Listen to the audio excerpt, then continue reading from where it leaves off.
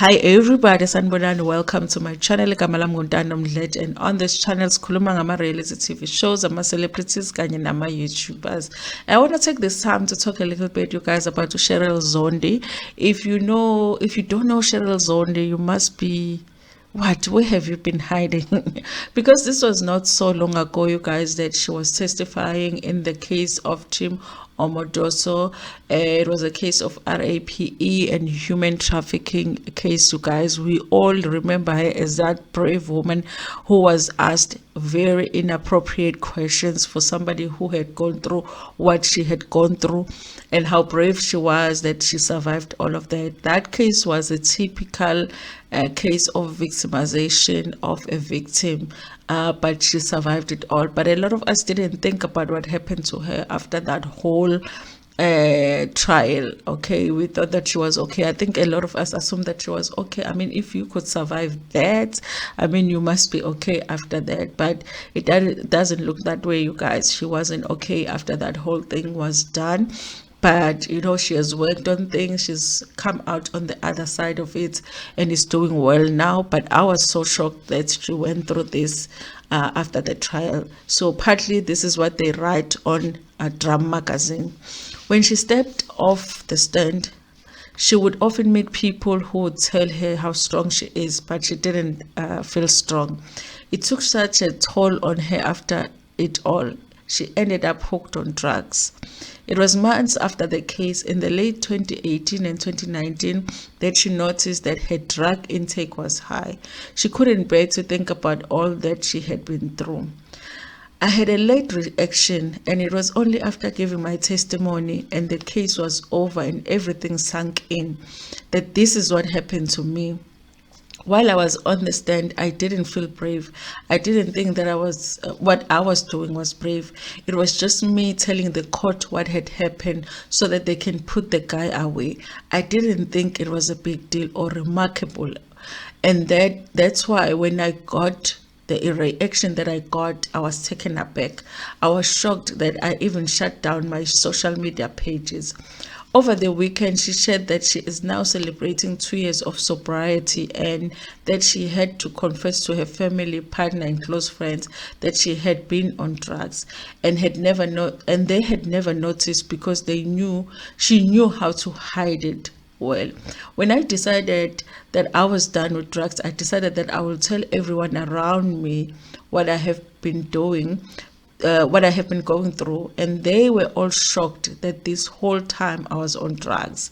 And I decided to stop because I felt like I was a hypocrite, that people think that I am brave, yet I couldn't face myself when I was sober.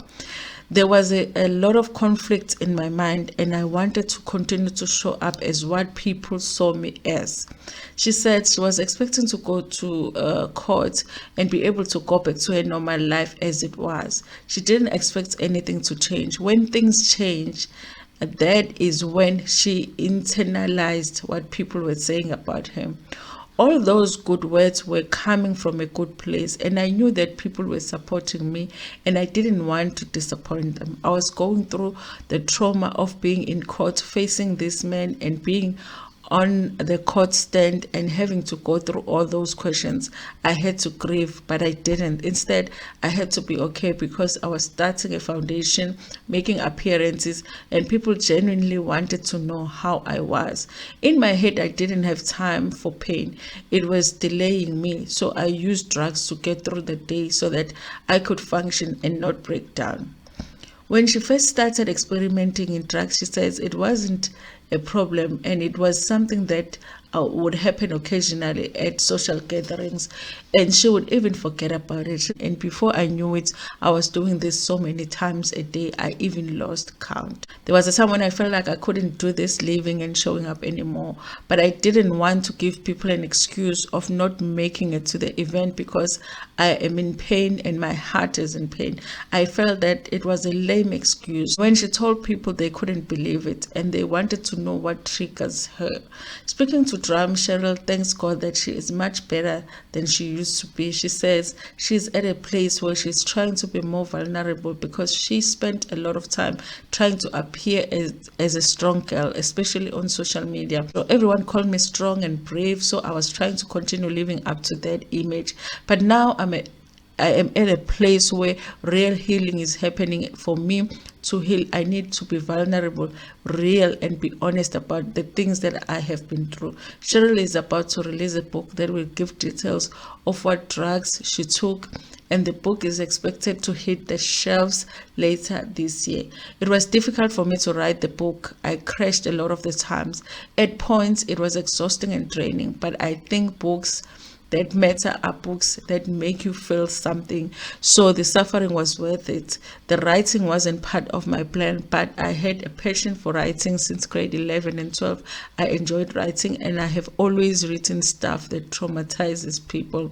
After the trial, while she was going through the thick of the storm, she started to write something. It was 2 papers, and she left it at that. She said she felt like she wanted to write a book, but she decided to do so when she was ready to face herself sober. Now I am drug free. I don't like the word brave, but prefer capable. I had tried to stop myself from going through all of it alone, not telling anyone that I'm struggling, but I failed. I think 2 or 3 times, but then I thought of the life that I was living and thought I can't be an addict because it's not my brand. It wasn't easy, but that is what people who are trying to recover feel like, because the first few months you go through everything you were running away from. I am proud of myself for getting myself here, and I prayed to God. Anyway, you guys, I was sad to read about this story because obviously it almost seems like a lot of us forgot about her after her testimony, but I'm so glad that she was able to get to the other side of it and that she's doing well now. But I totally understand, you guys. I totally understand why somebody will have a breakdown after that whole thing, and it doesn't even mean that just because she got into drugs after that she is not brave, because just the fact that she was able to do that, she is brave. And she's even braver now that she has been able to take herself out of the drug addiction.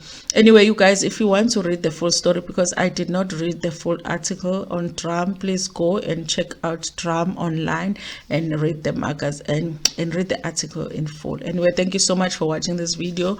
Please like it before Pumegona, share it with your friends, with your family, and even with strangers. Ntando kakhulu.